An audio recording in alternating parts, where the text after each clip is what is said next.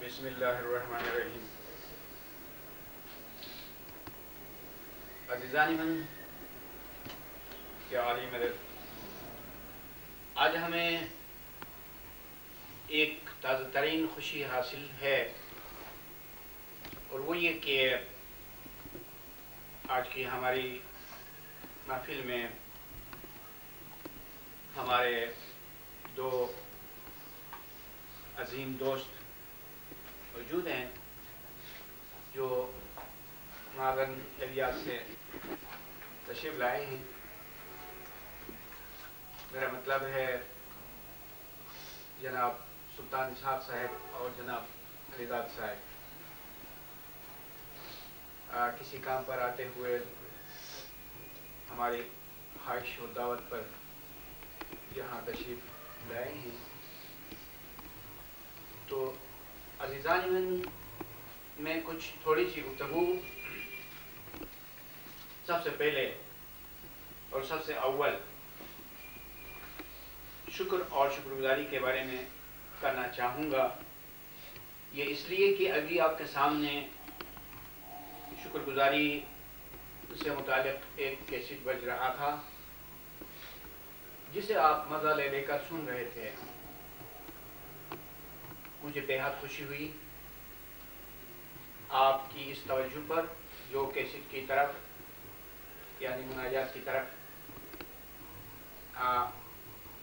توجہ دے رہے تھے، اور خود مجھے بھی بہت خوشی ہوئی۔ عزیزان من، دیکھا آپ نے کہ خداوند کی کتنی بھی شمار نعمتیں مومن کے سامنے موجود ہیں، لیکن جب تک ہم نہ دیکھیں، خیال نہ کریں اور چشم بصیرت سے ہر نعمت کا تجزیہ نہ کریں، غور و فکر نہ کریں، تو وہ نعمت جو ہمیں عطا ہوئی ہے تاریکی میں رہتی ہے۔ آپ یہ بھی جانتے ہیں کہ خداوندی نعمتوں کی سطح بہت ہی عالی ہے۔ جب آپ قرآن کا گہرائی سے مطالعہ کرتے ہیں تو پتہ چلتا ہے کہ خدا کی خصوصی نعمتیں ہر کسی کے لیے نصیب نہیں ہیں۔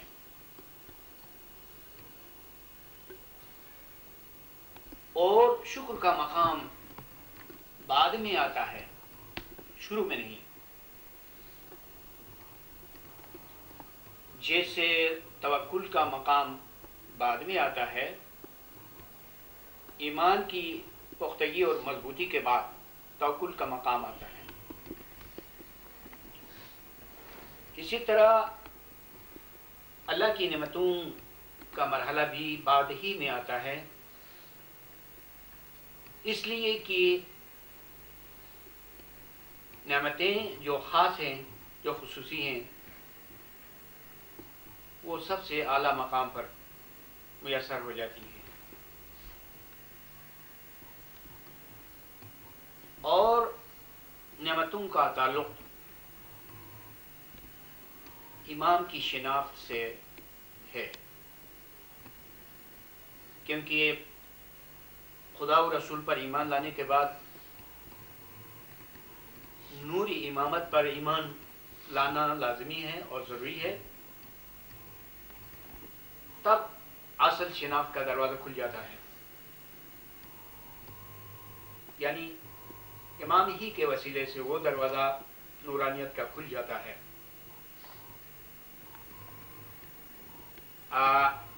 کہ جس کے اندر داخل ہونے سے نورانیت کا گھر ہے، جہاں پر پیغمبر کی شناخت ہے اور خدا کی شناخت ہے، اور اسی مقام پر ہر طرح کی نعمتیں موجود اور مہیا ہیں۔ اس لیے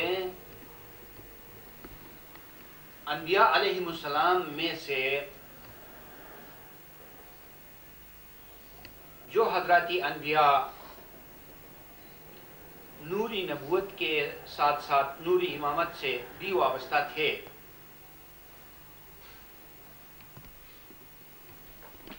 ان کے بارے میں قرآن عظیم نے بڑی صراحت سے تذکرے کیے ہیں. یعنی امامت کا سلسلہ انبیاء علیہ السلام کے درمیان سے چلا آیا ہے، اور سب انبیاء امامت سے وابستہ نہیں تھے، بلکہ کچھ انبیاء ایسے تھے جن کے خاندانوں میں امامت تھی. جیسے حضرت موسیٰ علیہ السلام کہ ان کے خاندان میں امامت تھی، اور جیسے حضرت داؤد علیہ السلام جو خود امام مستودع تھے، اور ان کے فرزند یا ارجمند حضرت سلیمان علیہ السلام جو امامی مستودع تھے. اب شکر کا تذکرہ اسی واسطے اور اسی لیے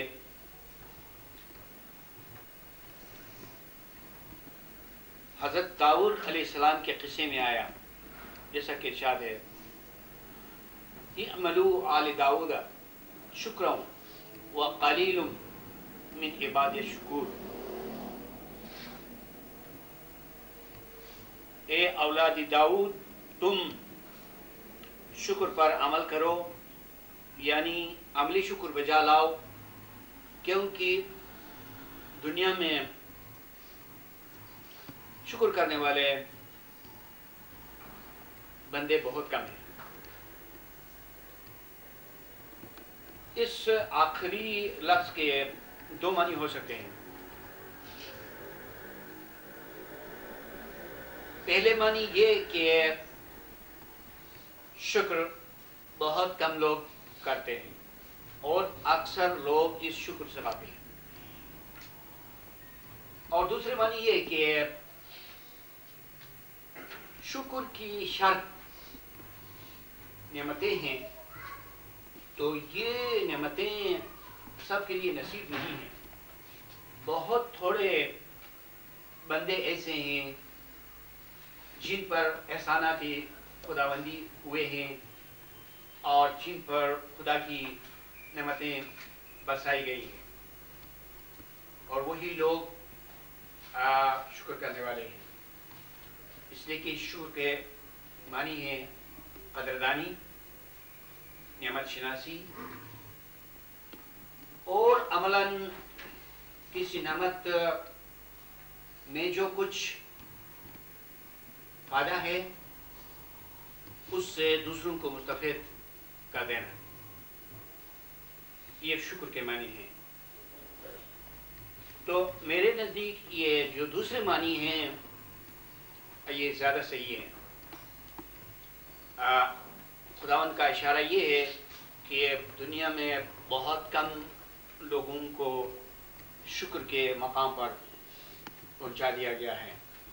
یعنی اللہ کی جو خصوصی نعمتیں ہیں وہ ہر شخص کو میسر نہیں ہیں، بلکہ جو حقیقی مومنین ہیں ان کو خداوند عالم کی حقیقی نعمتیں یعنی عقلی اور روحانی نعمتیں میسر ہیں. جیسا کہ حکیم پیر ناصر خسرو فرماتے ہیں کہ نعمت نبوت آن کی ستوران بھی خورندش، ناملک بوت آن کی بدست آردش قیصر. ہر اس چیز کا نام نعمت نہیں ہے جس کو کوئی جانور بھی کھا سکتا ہے، وہ نعمت نہیں. ناملک بود آن کی به دست آردش قیصر، اور نہ ہر اس بادشاہی کو حقیقی معنوں میں بادشاہی کہا جاتا ہے جس کو دنیا کا قیصر بھی حاصل کر سکتا ہے، وہ بادشاہی نہیں ہے۔ تو خدا کے نزدیک نعمت کوئی اور شے ہے اور سلطنت کوئی اور چیز ہے۔ اس سے پتہ چلتا ہے کہ اللہ کی خصوصی نعمتیں عقلی اور روحانی صورت میں ہیں، اور جیسے قرآن کے آغاز میں ام الکتاب ہے، یعنی سورۃ الفاتحہ، جس کے شروع ہی میں خدا اپنی ذاتی اقدس کی تعریف فرماتا ہے اس بات پر کہ وہ رب العالمین ہے، یعنی عالمین کا پالنہار ہے، ان کی تربیت اور پرورش کرتا ہے۔ تو اشارہ یہ ہے کہ خداوند عوالمی شخصی کی تربیت، اعلیٰ تربیت عقل سے کرتا ہے اور علم سے کرتا ہے۔ تو خدا کے نزدیک حقیقی ربوبیت یا پرورش یا تربیت عقل اور علم کی صورت میں ہے، ورنہ اگر اس معنی کا اطلاق عالمی جمادات پر کیا جائے تو آپ دیکھتے ہیں کہ 1000 برس پہلے عالمی جمادات جیسا تھا اب بھی ایسا ہے۔ حالانکہ پرورش کے معنی کو دیکھا جائے تو پرورش اس کو کہتے ہیں کہ کسی چیز کی نشوونمائی ہو اور اس کو ارتقاء کے مراحل میں آگے سے آگے بڑھایا جائے، جیسے کسی بچے کی پرورش ہوتی ہے، ظاہری اور جسمانی پرورش، کہ اس پرورش کے معنی میں وہ منزل بہ منزل زندگی کی راہوں میں آگے سے آگے بڑھتا چلا جاتا ہے۔ تو پرورش کے معنی میں ارتقاء بھی ہے، اور یہاں تک کسی چیز کا جو تقاضا ہے، کسی چیز کی جو منزل مقصود ہے اس تک پہنچا دینا، یہ پرورش کے معنی میں داخل و شامل ہے۔ میرے کہنے کا مقصد یہ ہے کہ ابھی کیسٹ میں جس طرح سے کہا گیا خدا کے بیدون کے بارے میں، تو دیکھا آپ نے یہ اسرار اور یہ بید ہر کسی کو بھی اثر نہیں ہے۔ ان بیدوں میں مومن کی عقلی پرورش ہے بہت زبردست،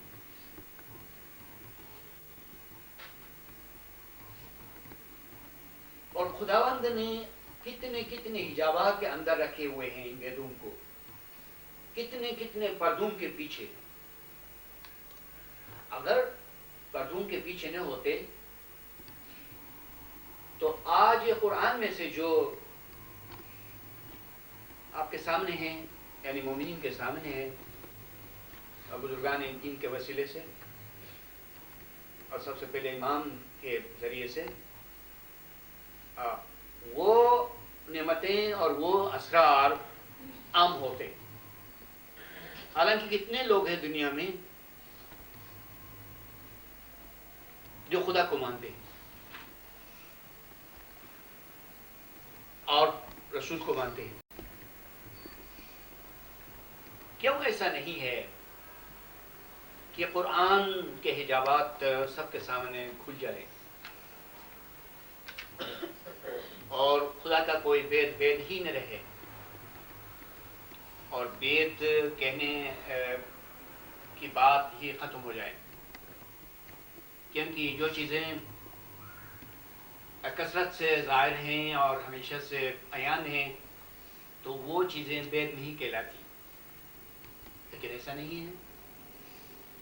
قرآن کے وید کبھی ختم نہیں ہوتے، یہ ایک سلسلہ ہے، اور مومن جس قدر بھی کوشاں رہتا ہے اس قدر اس راہ میں وہ کامیاب ہو جاتا ہے اور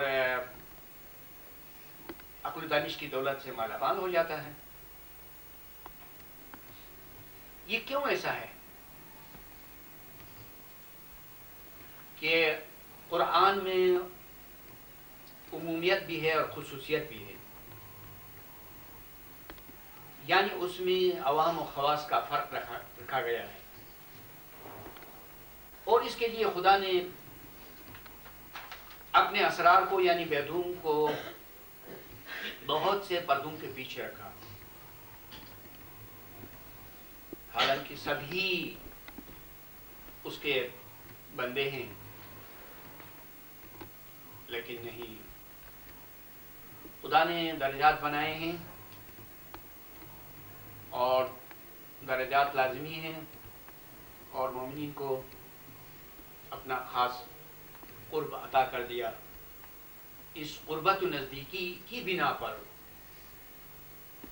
مومنین کے لیے بہت ساری دولت ہے۔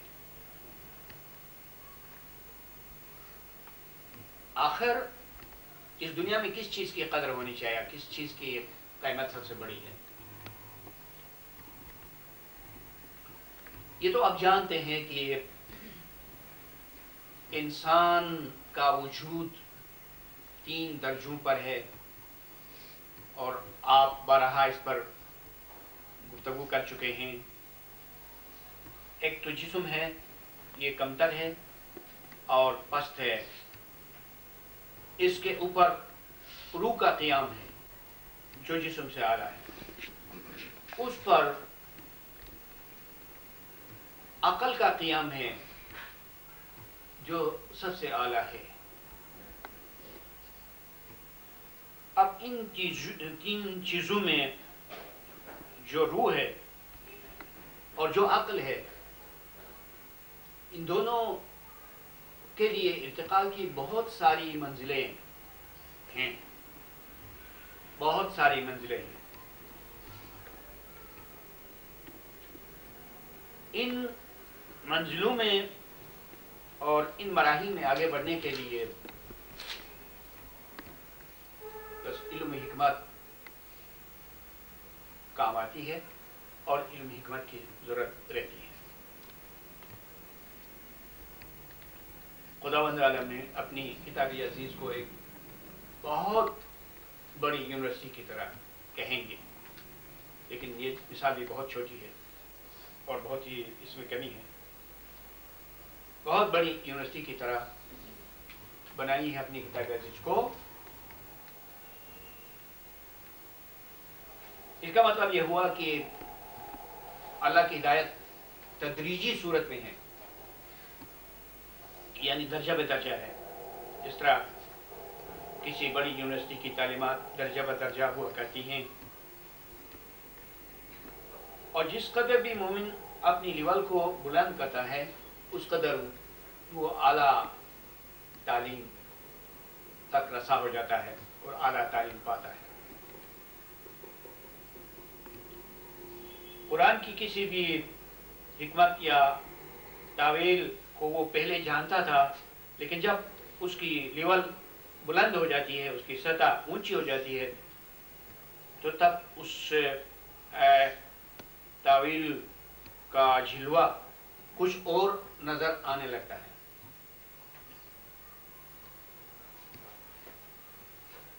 اور جیسے حضرت موسیٰ علیہ السلام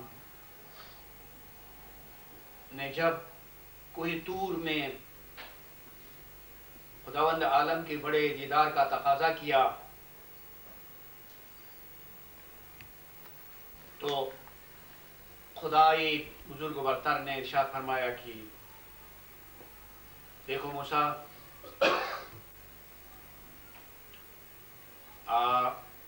تم مجھ کو دیکھ نہیں سکو گے، اور دیکھتے رہنا کہ میں اس پہاڑ پر اپنی تجلی ڈالتا ہوں۔ اگر یہ پہاڑ یعنی کوہ طور اپنی جگہ قائم رہا تو تم مجھ کو دیکھ سکو گے۔ بس جب خدا نے اس پہاڑ پر اپنی تجلی ڈالی تو وہ پہاڑ ریزہ ریزہ ہو گیا۔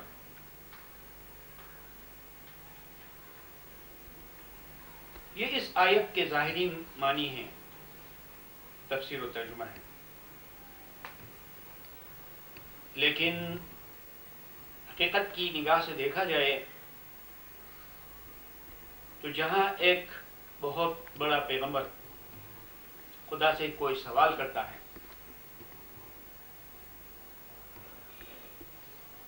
تو اسے سب سے پہلے یہ سوچنا چاہیے اور یہ جاننا چاہیے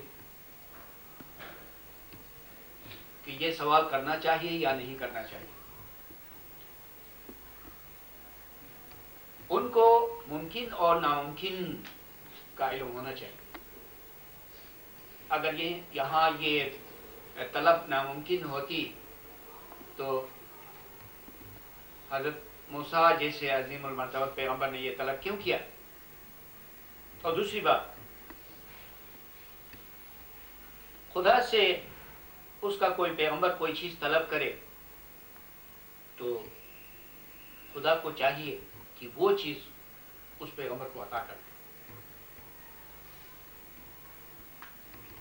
سوچنے کی بات ہے، ہمیں یہ سمجھنا چاہیے کہ موسیٰ علیہ السلام نے جو طلب کیا تھا دیدار کو، وہ جائز اور مناسب تھا اور ممکن تھا کہ پیغمبر جانتا ہے جو کچھ کرنا چاہیے اور جو سوال ہونا چاہیے اور جس چیز کی طلب ہونی چاہیے وہ ضرور جانتا ہے۔ اور خدا جو قادر مطلق ہے، جس نے قرآن مجید میں اپنے دیدار قیامت کا وعدہ فرمایا ہے، اور جہاں عام مومنین کے لیے بھی وہ دیدار میسر ہوگا، تو یہاں اس دنیا میں کسی عظیم پیغمبر کو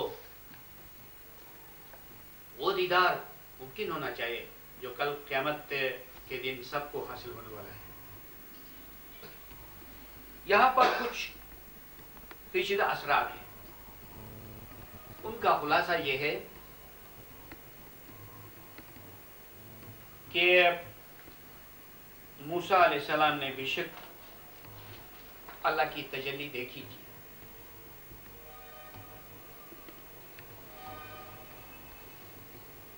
اگر وہ خدا کے جلوے کو نہ دیکھتے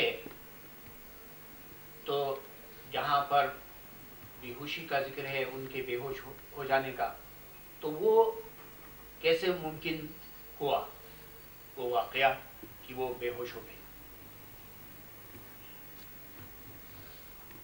اگرچہ براہ راست نہیں تو تجلی کو پہاڑ پر گرتے ہوئے بھی دیکھا تھا، اور خدا نے فرمایا کہ پہاڑ کی طرف دیکھنا اور کہ میری تجلی کس طرح کام کرتی ہے۔ تو چشم بصیرت سے، دل کی آنکھ سے حضرت موسیٰ علیہ السلام نے یہ مشاہدہ کیا تھا اور دیکھا تھا، تبھی تو ہم تھوڑی دیر کے لیے مانیں گے کہ موسیٰ علیہ السلام بے ہوش ہو گئے۔ اور بے ہوش وہ ہوتا ہے جو کسی چیز کو دیکھتا ہے یا کسی چیز کو سنتا ہے، اور کسی کے حواس میں کوئی چیز نہ آئے، کسی کے ادراک میں کوئی شے نہ آئے تو وہ کیسے بے ہوش ہو سکتا ہے؟ اگر ہم یہاں پر صاعقہ کے معنی بے ہوشی کے کرتے ہیں تو ورنہ صاعقہ کے دوسرے معنی بھی ہے، وہ بجلی کی زد میں آنے کے معنی ہے، اور صاعقہ میں دو معنی ہے، ایک یعنی اس میں بجلی کے معنی ہے، ایک اس میں کڑک کے معنی ہے، یعنی سخت آواز کے معنی ہے، اور روحانیت کے اعلیٰ مقام پر یہ دونوں چیزیں موجود ہوتی ہیں۔ اور دوسری بات یہ ہے کہ کہ کیسے ممکن ہوا کہ پہاڑ نے تجلی خداوندی کے اثر کو قبول کیا اور وہ پاش پاش ہو گیا. پہاڑ جماد ہے، بیجان چیز ہے، اور بیجان چیز کا دیدار الہی سے کیا تعلق؟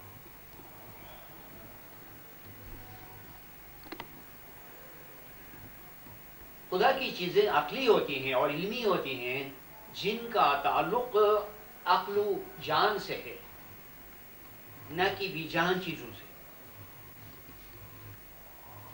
قرآن میں خداوند عالم نے جاہل اور نادان لوگوں کی اس طرح سے مذمت کی ہے کہ ان کو حیوان اور بیجان ٹھہرایا ہے. جن انسانوں میں تھوڑا بہت عقل و شعور ہوتا ہے تو پھر بھی وہ خدا کی باتوں کو نہیں قبول سکتے، اور جس کے نتیجے میں خدا ان کو درجۂ حیوانیت میں اور درجۂ جماعت میں گرا دیتا ہے. تو پھر یہ کیسے ممکن ہے کہ ان بیجان اور مردہ چیزوں کو یہ احساس ہو کہ یہ خدا کی تجلی ہے اور وہ پاش پاش ہو جائے؟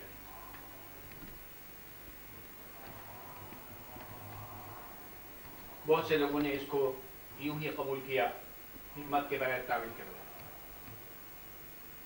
اصل بات یہ ہے کہ اس پہاڑ سے کوئی عقل مراد ہے.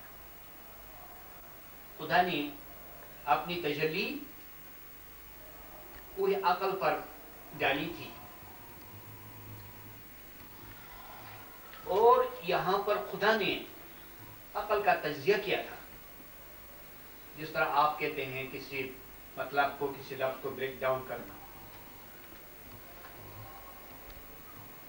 تو خدا نے کسی سالک، کسی عارف کو بیدور سے واقف و آگاہ کر دینے کے لیے عقل کے پہاڑ کا تجزیہ کیا تھا. کیونکہ خدا جو احسن الخالقین ہے، اس سے کوئی ایسا بیجا اور فضول تصادم کس طرح سے ہو سکتا ہے؟ مثلا جب پہاڑ گر جاتا ہے تو وہ پاش پاش ہو جاتا ہے، اس میں سے کسی پہاڑ کے ٹکڑے کی کوئی خاص شکل نہیں ہوتی ہے، اس کا کوئی اوزار نہیں بنتا، کوئی ظرف نہیں بنتا، کوئی مفید چیز نہیں بنتی جب تک کہ انسان اس کو تراش خراش نہیں کرتا. یہ کیسے ممکن ہوا کہ خدا کی تجلی سے ایک ایسا واقعہ پیش آیا جس کو تصادم کہنا چاہیے، جس طرح کسی طوفان کا نتیجہ ہوتا ہے، جس طرح کسی دھماکے کا نتیجہ ہوتا ہے. اور حالانکہ خدا کی ہر چیز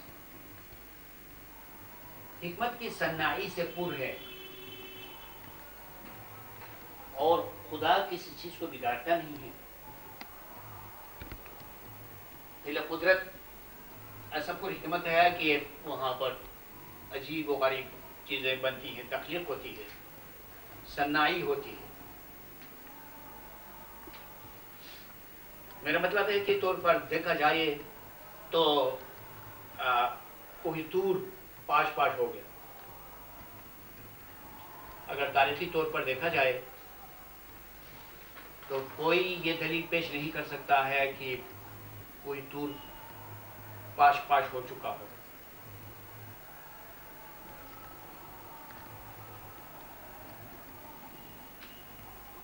بلکہ حقیقت یہ ہے کہ کوہ عقل کے بے شمار علمی گوہر بنے، بے شمار لاتعداد جواہرات ہو گئے، اور جواہرات اس قدر بے شمار تھے کہ اسی وقت حضرت موسیٰ علیہ السلام ان سب کو ذہن و خاطر میں نہیں لا سکتے تھے. اس کے لیے ایک پوری عمر کی ضرورت تھی تاکہ سوچیں، تاکہ ان کی حکمت اور تعبیر کو سمجھ لیا جائے. میں اس سلسلے کی گفتگو کر رہا ہوں کہ خدا کے جو وید ہیں وہ اس کے دوستوں کے لیے خاص ہیں، اور ان ویدوں کی بہت بڑی اہمیت ہے، ان ویدوں کی بہت بڑی قدر و قیمت ہے، اور دنیا کی کسی چیز کی کوئی خاص اہمیت نہیں ہے. دنیا کی نعمتوں کو دیکھیں کہ کس قدر عام ہیں اور کس قدر آسانی سے وہ ان لوگوں کو بھی میسر آتی ہیں جو خدا کی شناخت نہیں رکھتے ہیں اور راہ حق سے ہٹے ہوئے ہیں. ان کے پاس یہ نعمتیں بہت زیادہ ہیں. یہاں تک کہ دنیا میں کوئی جانور ہے اور کوئی پرندہ ہے، وہ بھی ظاہری نعمتوں کے بغیر نہیں ہے، اور ہر چیز اپنی خوراک آسانی سے حاصل کرتی ہے.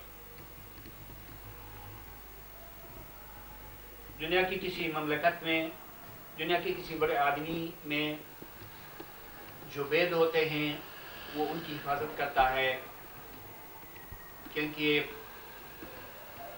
اس کی سلطنت کا نظام ان ویدوں میں ہے، اس لیے وہ بیگانوں سے، نااہلوں سے اپنے ویدوں کو چھپائے رکھتا ہے،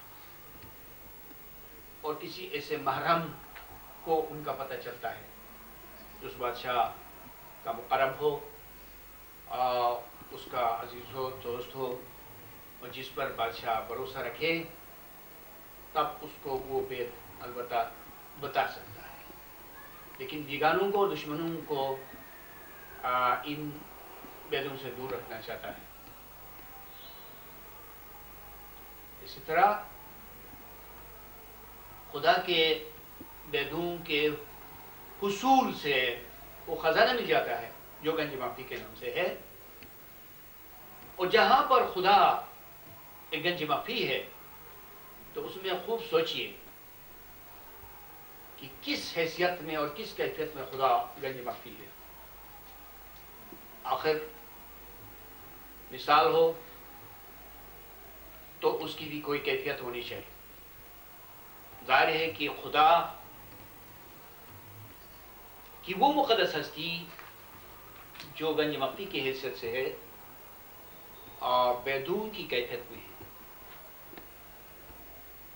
اور جس کسی نے اس گنج معافی کو پایا اس نے ویدوں کو پایا. اور خدا کو اپنانا ہے تو ویدوں کی صورت میں، لیکن اتنا عظیم کام ایک دن میں نہیں ہو سکتا، اس لیے پوری زندگی اس کے لیے وقف کر دینی چاہیے. اور خوشمند مومن وہ ہے جو تہیہ کر لیتا ہے، جو عہد کر لیتا ہے کہ وہ اس گنج معافی کو بتدریج اپنی کوششوں سے حاصل کرے. اور اسی سلسلے میں یہ بھی بتانا چاہتا ہوں کہ علم الیقین جو ہے اس کی بہت بڑی اہمیت ہے. جب تک علم الیقین کی مقدار پوری نہیں ہو جائے تو عین الیقین کی منزل نہیں آ سکتی. لہذا علم الیقین جو مومنین کے سامنے ہے اس کا حصول از حد ضروری ہے. میں نے کبھی مثال دی تھی، مجھے یاد ہے کہ علم الیقین اور عین الیقین میں اتنا فرق ہے کہ کسی کارخانے میں، کانچ کے کارخانے میں یا لوہے کے کارخانے میں چیزیں بنتی ہیں، اور جب چیزیں بن رہی ہوتی ہیں تو اس وقت ان چیزوں کا رنگ پگھلتے ہوئے سرخ ہوتا ہے، یعنی کہ وہ سیال لوہا کی صورت میں ہوتی ہیں ان کی تخلیق کے وقت، ان کے بنتے وقت، لیکن جب وہاں بن چکی ہوتی ہیں، وہاں سے کارخانے سے برآمد ہوتی ہیں، نکالی جاتی ہیں، تو اس وقت وہ سرخ نہیں ہوتی، عام رنگ میں، لوہے کے رنگ میں ہوتی ہیں۔ یہ مثال ہے علم الیقین کی، کہ علم الیقین جو ہے کارخانے میں بالکل نورانیت سے بھرپور ہوتا ہے، لیکن جب وہ وہاں سے ظاہر کیا جاتا ہے تو بظاہر ان میں چمک دمک نہیں ہوتی ہے، کیونکہ وہ اس دنیا کی سطح میں استعمال کے لیے ہے۔ لیکن آپ کو معلوم ہے کہ جو چیز لوہے کی ابھی بھی آگ سے نکالی جاتی ہے، اس کو ہاتھ لگانا جو ہے بہت ہی مشکل ہوتا ہے، دیکھا جا سکتا ہے، چھوا نہیں جا سکتا۔ اسی طرح عین الیقین کے مقام پر جو علم ہے وہ بہت ہی زوردار، پرسوز اور آتشین یا نورانیت سے بھرپور ہوتا ہے، لیکن وہاں سے اس دنیا میں ظاہر ہونے کے بعد ایک آسان شکل میں قابل قبول ہو جاتا ہے۔ اتنا فرق ہے، لہذا علم الیقین کی بہت بڑی اہمیت ہے اور اس قبول نہ ہے۔ اگر کسی مومن کو یہ پتہ چلتا ہے کہ یہاں پر علم الیقین ہے، اس کتاب میں یا اس ذریعے میں، اس مقام پر، اس شخص میں، تو اس پر بہت بڑی حجت قائم ہوتی ہے کہ اس کو ایک بار پتہ چلا کہ یہاں پر علم الیقین ہے، تو علم الیقین کو بڑے شوق سے قبولنا ہے، اس کو اپنانا ہے، تاکہ اس کے بعد فوراً ہی عین الیقین کا مقام آئے۔ عین الیقین، روحانیت کی تمام منزلیں عین الیقین ہیں، اور مقامی عقل حق الیقین ہے۔ تو یہ یقین کے تین بڑے درجات ہوئے۔ میں اس کو دہراتا ہوں،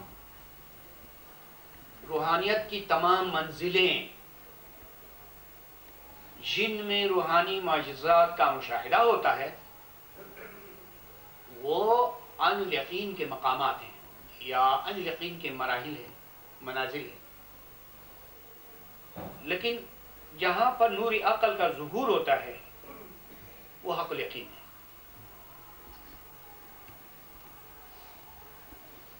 حق الیقین کی آخری منزل بھی ہے،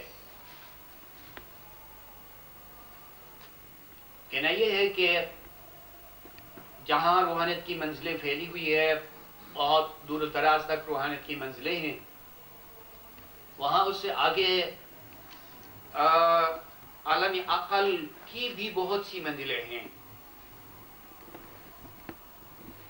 آج میں اپنے مقالے میں قرآن کے حوالے سے لکھ رہا تھا کہ کچھ مومنین کو نور میسر آئے گا، اور وہ نور ان کے آگے اور داہنی طرف چلتا ہوگا، تب بھی وہ دعا کریں گے کہ پروردگار ہمارے نور کو ہمارے لیے مکمل کر دینا۔ اس کے کیا معنی؟ نور ہے، ان کے آگے آگے اور داہنی طرف چل رہا ہے، اور وہ منازل عقل کو طے کر رہے ہیں بڑی سرعت کے ساتھ، برق رفتاری کے ساتھ، کیونکہ نور کے مقام پر یسعا کا لفظ آیا ہے۔ یسعا کا مطلب ہے دوڑنا، یعنی بڑی تیزی سے برف رفتاری سے منازلی عقل کو طے کرنا، بہت ساری مسافتوں کو طے کرنا۔ لیکن اس مقام پر وہ مومنین کیوں یہ دعا کرتے ہیں کہ اے پروردگار ہمارے نور کو مکمل کر دیں؟ اس سے ظاہر ہے کہ جب نور کا مشاہدہ ہوگا، نور عقل کا، تب وہ ایک دم سے منزل آخری نہیں ہے، کیونکہ عالمی عقل ایک عالم ہے، ایک کائنات ہے، جس طرح عالمی روح ایک کائنات ہے۔ تو کائنات کی، کسی کائنات کی مسافتیں آنن فانن کس طرح طے ہو سکتی ہیں؟ طے نہیں ہو سکتی۔ اسی طرح عالمی عقل، جس کا دوسرا نام عالمی وحدت بھی ہے، تو وہ ایک عالم ہے، اور اس عالم میں پہنچنے کے ساتھ ساتھ مقصد ختم نہیں ہوتا، اس میں بے شمار گوہر ہیں، ان تمام گوہروں سے فائدہ اٹھانا ہے۔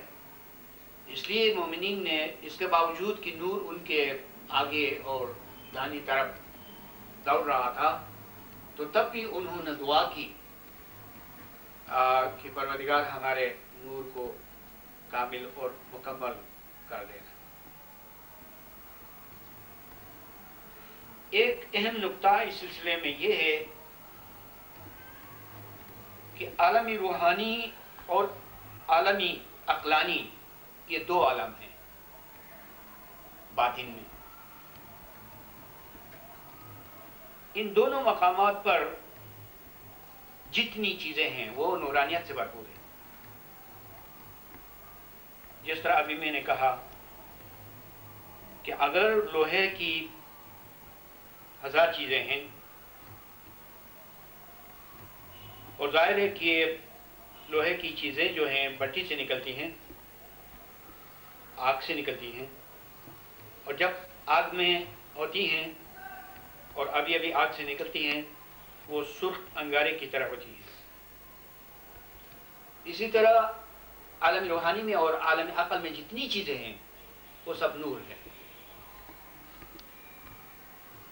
مثال کے طور پر آپ جس کو علم کہتے ہیں، یہ علم اس دنیا میں نور نہیں لگ رہا، لیکن عالم روحانی میں اور عالم عقل میں علم جو ہے وہ ایک نور ہے، حکمت ایک نور ہے، معرفت ایک نور ہے، ہدایت ایک نور ہے، یقین ایک نور ہے۔ اسی طرح جتنی اعلیٰ حقیقتیں ہیں، یہ سب مقامی روح پر اور مقامی عقل پر، یہ سب روشن ہیں، انوار ہیں۔ اور ایک اور معنی میں یہ آپ کو بتانا چاہوں کہ آپ قرآن میں غور سے دیکھیں کہ جہاں نور کا ذکر آیا ہے، اس میں یہ نہیں فرمایا گیا ہے کہ یہ نور ایمان ہے یا نور معرفت ہے یا نور علم ہے۔ اگر ایسا کہا جاتا تو نور کے معنی بالکل محدود ہوتے۔ نور کے لفظ کو صرف نور کے طور پر استعمال کیا گیا ہے تاکہ اس کے معنی وسیع ہو جائے، اس لیے کہ نور کے معنی ایمان کے بھی ہیں، نور کے